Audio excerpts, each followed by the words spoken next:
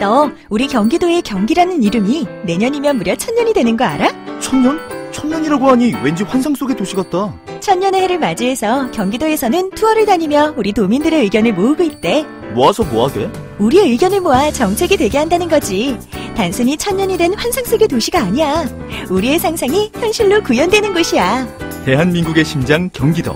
고려시대부터 불린 경기라는 이름은 어느새 1000년이 되었습니다.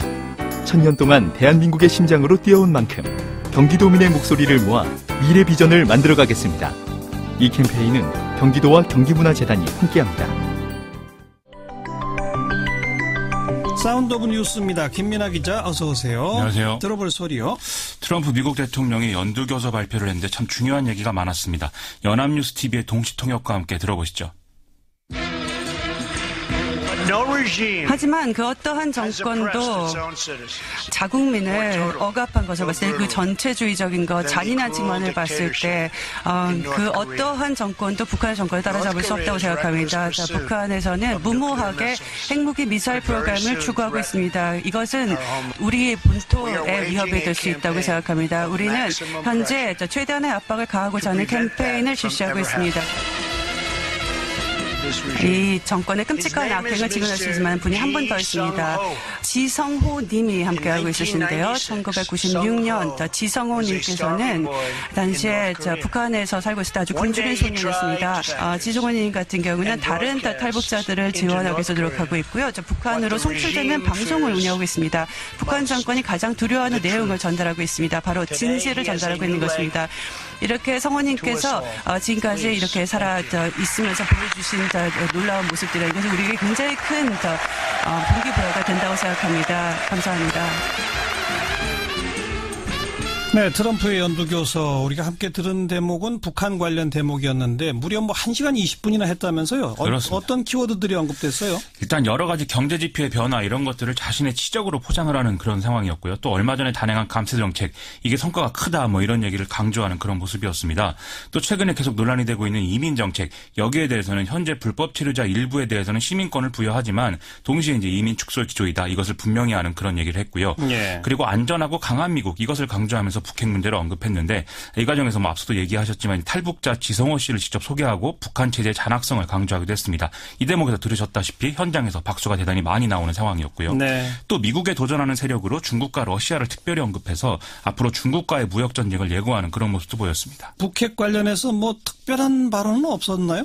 이게 이제 애초에 CNN 등은 눈이 번쩍 뜨일 만한 발언이 나올 수 있다라고 했었는데 이 북한과 중국에 대한 메시지가 독설이 아니라 어떤 절제된 형태로 나온 것은 평가할 만하다라는 게 미국 언론의 이제 평가인 것 같습니다. 예. 그런데 좀 걱정스러운 거는 백악관이 북한에 대한 군사 옵션을 고려하고 있다. 이 보도가 자꾸 나온다는 건데요. 예. 이와 관련해서 주한미국 대사로 올 것으로 예상됐고 아그레만까지 받아놨던 빅터 차 미국 전략국제문제연구소 한국 석자가 내정 철회됐다. 이 소식에서도 같은 얘기가 지금 언급이 되고 있다는 거죠. 그랬다면서요. 이 내정 철회 이유 이른바 코피 작전과 한미 FTA 파기 이걸 놓고 백악관하고 대립을 했기 때문이라고 하는데 뒤집어 말하면 백악관은 코피 작전을 진지하게 생각하고 있다는 거고 다음에 주한미국 대사를 고려될 인사는 여기에 긍정적인 보다 더 강한 매파적 인사라는 얘기가 되기 때문에 큰일이라는 겁니다. 코피 작전이라는 게 뭐예요? 우리가 주먹 다짐을 상상할 때 일단 코피가 나면 싸움을 멈추지 않습니까? 네. 마찬가지로 북한에 대해서 제한적이고 상징적인 타격을 해서 협상 테이블로 끌어내겠다 이런 개념인데요. 아하. 이건 이제 기존에 얘기하던 서지컬 스트라이크가 군사적 불능화 여기에 초점을 맞춘 것과 비교하면 이제 내용이 좀 다른 것이죠. 네.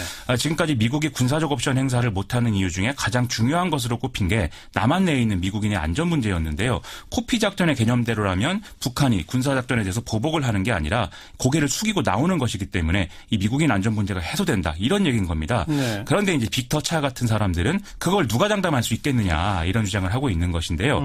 지금 이런 방법까지 이 미국이 언급하고 있는 것은 지금 미국이 군사적 위협만 하고 실제적으로 군사적 타격을 하지는 못할 거다라고 북한이 믿고 있기 때문에 이게 협상 테이블을 여는데 걸림돌이 되고 있다 이렇게 판단하고 판단하고 있기 때문이다라는 해설이 지금 이어지고 있습니다. 예. 그런데 전문가들은 빅터차와 같은 이유로 이 전략에 대해서는 우려를 많이 표한다고 하네요. 그런데도 미국 정부는 여전히 군사 옵션을 만지작거린다. 주로 백악관이 주도하고 있는 상황인 것 같습니다. 네. 자, 다음 뉴스요. 청와대가 오늘 이명박 전 대통령에게 평창올림픽 개막식 및 폐막식 등의 주요 행사 초청장을 전달했습니다. 이 경우 전직 대통령을 모두 초청하는 게 이제 맞는데 생존한 전직 대통령 중에는 전두환, 노태우 두 사람은 지금 법정 예우를 못 받게 돼 있는 상황이고 박근혜 전 대통령은 감옥에 있는 상황인 것이죠. 그래서 이런 이유로 한병도 청와대 정무수석이 직접 이명박 전 대통령만 방문해서 초청장을 전달했는데요. 일단 이명박 전 대통령은 긍정적으로 생각해보겠다라는 답변을 했다고 합니다. 검찰 수사 때문에 분위기가 뒤숭숭한데 분위기가 어땠어요? 그 현장 만남에? 이 이명박 전 대통령이 초청장을 받는 표정이 결코 좋다고 말할 수 없는 이런 상황이었는데요. 말씀하신 대로 각종 의혹에 대해서 검찰 수사가 계속 진행되고 있기 때문이겠죠. 검찰은 지난 25일 지하 2층에 다스가 임차한 공간이 있는 영포빌딩을 압수수색했는데 여기서 BH, 다스 이런 얘기가 적혀있는 자료 등이 확보가 됐다는 것이죠. 예. 그리고 이 중에 출처가 청와대로 추정되는 자료들이 상당히 있었다고 하는데요. 이명박 전 대통령 측은 지난 주말에 이 자료들이 대통령 기록물이니까 대통령 기록관으로 이관을 해달라고 검찰에 요구하는 그런 공문을 또 보냈다고 합니다. 그러면 대통령 기록물이 다스가 임차한 그 창고에서 발견됐다는 사실은 인정한 거네요. 그렇죠. 그래서 검찰은 대통령 기록물 관리법 위반 혐의도 같이 수사를 한다는 것이죠.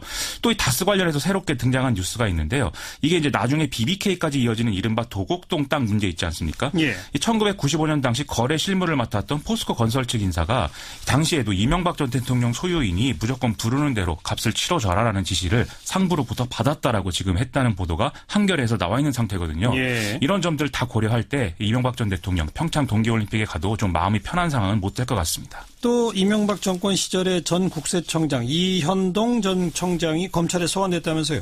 그렇습니다. 국정원의 김대중 전 대통령 비자금 의혹 뒷조사에 협조했다라는 이유인데요.